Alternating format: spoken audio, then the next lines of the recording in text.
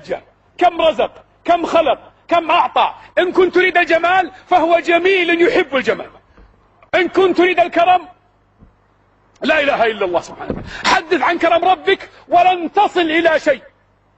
لا إله إلا الله سبحانه وتعالى. والله يا إخوان أحد قبل أيام، استغفر الله، العام الماضي كنا ألقينا محاضرة في أحد مناطق المملكة، الله يجزاهم عنا خير. فبعد كنا نتكلم عن الله سبحانه وتعالى وأفعال الله عز وجل، فاتصلت واحدة إحدى النساء قالت يا شيخ، قلت نعم. قالت أنا تكلمت عن الرب عز وجل، أنا تقول مبتلات بمرض، تزوجت، تقول تزوجت زوجي قبل 3 سنوات، وبعد الزواج ب3 أشهر تعبت ومرضت، فلما ذهبت للمستشفى أخذوا التحليل مني ومن زوجي، وجد أن زوجي سافر إلى خارج المملكة وأتى بمرض ونقله إلي بعد الزواج.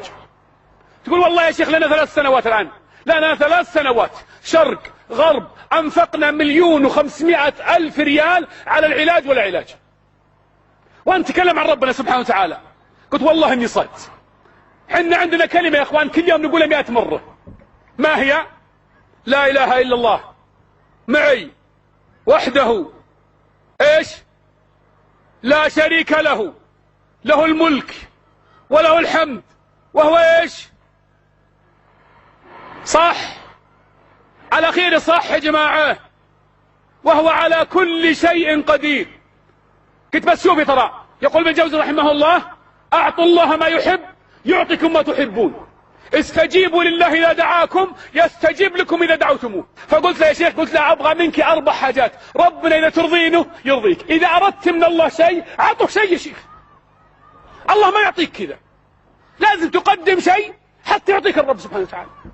فقلت لي قالت ايش اسوي؟ قلت الله أول شيء أبغاكي على الأسبوع هذا كامل على وضوء 24 ساعة، أنت وزوجك ناموا على وضوء، كلوا على وضوء، خلوا 4، كل ما حدث توضع على طول. الثاني كل ما فكرتوا بالمرض أعطوا الله تعالى أحب شيء، أحب الكلمات الله إيش؟ سبحان الله والحمد لله والله أكبر، كثروا قولوها إلى 50 مرة إلى 60 مرة. الثالث تصدقوا، داووا مرضاكم بالصدقة إن صح الخبر. الرابعة أكثروا مدح الله عز وجل، في البخاري ومسلم يا أمة محمد لا أحد أحب إليه المدح من الله. فقلت يلا اشتغلوا لله، شوفوا كيف الله يعطيكم. والذي رفع السماء بلا عمد، والذي يسمعني وإياكم يا أهل الرياض الآن قسما بالله العظيم إنها 4 أيام وتتصع. قالت يا شيخ أحس إني مرتاحة أنا، ادعي لي. قلت أنت عندي الحين أنت مرتاحة مع الله، ادعي لنا أنت. بعد 5 أيام أو 6 أيام أرسلت رسالة قالت اتصل توي جاي من الدكتورة، كانت تقول في وحدة دكتورة مشرفة على علاجنا منذ بداية المرض. والله يا أخواني مدقت علي بيض الله وجهها، اسمها منورة، الله يبيض وجهها، قول أمين يثبتني على الحق وجميع المسلمين. بس بعض الناس يعرف الحق، هي منهم الله يثبتها. قالت ايش؟ تقول والله يا شيخ لسه جاي من الدكتورة، تقول انا وزوجي اخذت التحليل منا الدكتورة وذهبت الى المختبر، بعد ربع ساعة جت وقالت اجلسوا ابى اروح اجيب المصحف. قلنا ليه المصحف؟ قالت اريد ان اقسم لكم بالله العظيم ما في اي اثر المرض في جسدكم. 5 أيام بس ب4 كلمات مع الرب سبحانه وتعالى. شوف الكرم، لا اله الا. حدث عن كرم رب العالمين ولا حرج، حدث عن قدرته ولا حرج، بس كيف يعطى الانسان. واحد تكلم هالايام يا اخوان، امراه قبل تقريبا 1.5 شهر تقول يا شيخ انا تزوجت قبل 6 شهور، تقول بعد الزواج تقول كان لي علاقه مع شاب قبل الزواج، كنا نطلع احنا وياه والصور، تقول ما حصل الشيء اللي انتم اسمه متخابرين انتم ان شاء الله، اللي يعني مفهوم ذاك، لكن تقول معه لي صور. تقول بعد الزواج الان اتصل عليه اقول له اعطني الصور، يقول لا خليهم ذكريات، ودي يعطيني اياهم رفض. قلت له تبين الله تبين الرجال يعطيك على الصور؟ قالت ايه. قلت بطلب من الصلاه. قالت وشو؟ قلت لا تكلمينه ولا تتصلين فيه، ابغى الكلام والاتصال خليه مع رب العالمين. ابغى واعطيها ال4 ذول قلت لكم قبل شوي، واعطيها. قلت اشتغلي بهن احذري تدمع عينك مع المكالمه معه، احذري ترجينه بقلبك، خلي رجاءك ودموعك وبكاءك وخشيتك لرب العالمين سبحانه وتعالى. والله العظيم يا اخوان بعد 4 أيام 3 أيام استغفر الله تكلم علي ابو عمر، قلت سم، قالت يا شيخ اخربت. قلت وراه، قال تكلم علي، قال الحين ما اعطيت الصورة لما تطلعين، نبي ناخذ راحتنا. قلت له تدري ايش القضيه؟ قالت ايش القضيه؟ قلت الان ابليس عرف انك قربت الى الله عز وجل وعلم ان الله تعالى سوف يعطيك اللي تريدين، فالان ابليس يحاول يخربها قوه، لا تطيعين لا تكلمين لا ترجينه، خلي. اذا زيدي باللي أعطيتك، كثري منهن، والذي فلق البحر الموسى، قسما بالله العظيم يا إخوان أنا حلف لله لأنها الأخبار دي قد ما يصدقها بعض الناس. والله إنها ترسل رسالة تقول أنا بمكة، والله إني معي أصفر، إني قاعد في الحرم أدعي لك، بيض الله وجهه، الله يجزاه عنا خير. يا أخي ماني عارف الله، أعرف رجل تقريبا عمره، هذا يوم يكلمني عمره 75 سنة، يقول يا شيخ لي 50 سنة بالشيشة. تعرفون الشيشة؟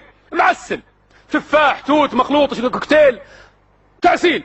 يقول يا ابو عمر صرت عبد الله، والله عبد الله. شيء يقول لا افطرت راس، امشي امشي على طول النفس، امشي عبد، يلا يلا يلا امشي.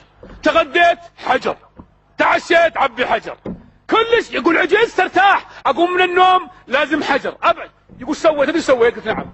يقول معي جيب فكسار، والله يا اخوان هذا اللي جرى، قسما بالله يحلف لي بالله العظيم متقابل انا وهو بزواج. يقول واطلع للبر بالجيب، واطلع للبر الحالي. يقول يوم وقفت بالبر واتقبل قبله وانزل من الموتر واتقبل قبله وامسك ثوبي كذا واشقه، قلت يا رب يما تعصمن واللي اخذ امانك قضيت، يا اما تعصمن. يقول سقيت ثوبي كله، قلت يا رب يا اما تعصمن واللي اخذ امانك ارتحت. بس ايش معناته؟ ايش معناته تاخذ امانتك؟